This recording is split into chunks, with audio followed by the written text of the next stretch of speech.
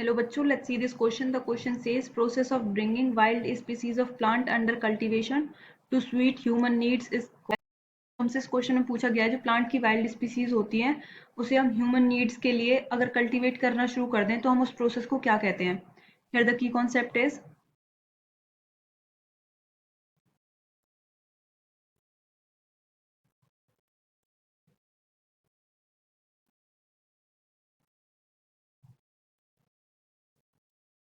हम इस प्रोसेस को कहते हैं डोमेस्टिकेशन। डोमेस्टिकेशन क्या होता है? Domestication is bringing a wild plant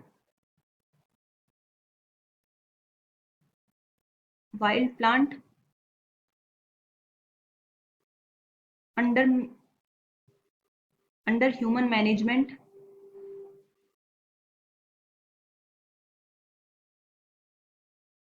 called domestication. Domestication क्या होता है? अगर ह्यूमन वाइल्ड प्लांट स्पीसीज को अपनी देख रेख में या अपनी मैनेजमेंट में कल्टीवेट कराना शुरू कर दे, मतलब उसकी खेती करना शुरू कर दे, तो हम उसे डोमेस्टिकेशन कहते हैं। माना जाता है कि ह्यूमंस ने 10,000 साल पहले या फिर 12,000 साल पहले खेती शुरू की थी। उससे पहले हम शिकार करके खाते थे, फिर हमने धीरे धीरे जंगली पेड़ पौधों से फलों और सब्जियों को खाना शुरू किया। उन्हीं पेड़ पौधों को हमने अपने आसपास रहने वाली जगह में उगाना शुरू किया। तो हमें इतनी नॉलेज नहीं थी खेती के बारे में, लेकिन जैसे भी उन्होंने किया तो उसी को हम डोमेस्टिकेशन की शुरुआत मानते हैं। तो जब ह्यूमंस ने वाइल्ड प्लांट को अपनी देख रेख में उगाना शुरू किया तो उसे ही हम डोमेस्टिकेशन कहते हैं। वहीं से ही डोमेस्टिकेशन की शुरुआत हुई और वहीं से ही एग्रीकल्चर की शुरुआत हुई। तो डोमेस्टिकेशन में होता क्या है?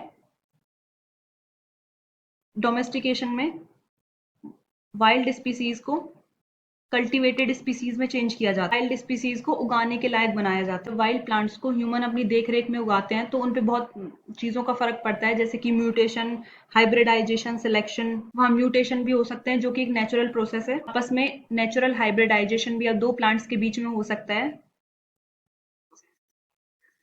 जो सेम स्पीसीज के हों या फिर डिफरेंट स्पीसीज के हों, या फिर हम सिलेक्शन करवा दें जिसे हम आर्टिफिशियल सिलेक्शन कहते हैं दो प्लांट्स के बीच में, या फिर नेचर करवा दे।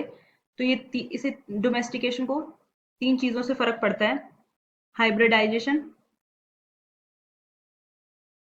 Mutation and third is selection. तो इन सब का इफेक्ट प्लांट स्पीसीज पर पड़ता है, जिसकी वजह से क्या हो जाता है?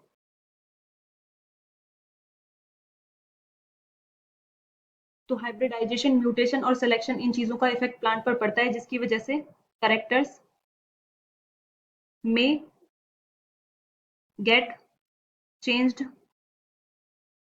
लॉस्ट और मे गेट डेवलप्ड इन न्यू,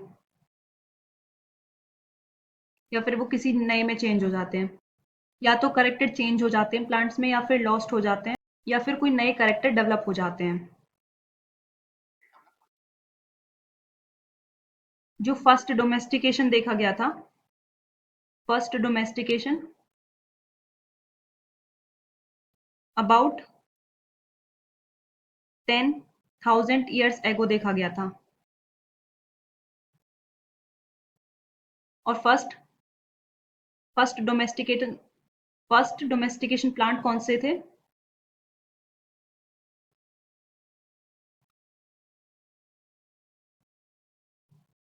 उनका नाम है wheat, barley, P.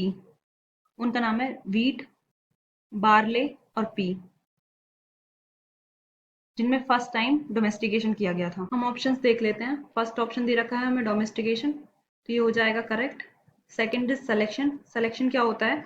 The process which favours survival and further propagation of some plants, जिसमें कुछ डिजायरेबल करेक्टर्स हों देन अदर, तो उसे हम सिलेक्शन कहते हैं।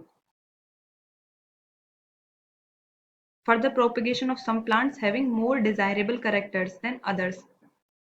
सिलेक्शन भी टू टाइप्स का होता है: artificial selection, natural selection. Selection which operate in nature without human interference, बिना किसी ह्यूमन इंटरफेरेंस के सेलेक्ट, नेचर खुद सेलेक्ट करे तो उसे हम नेचुरल सिलेक्शन कहते हैं।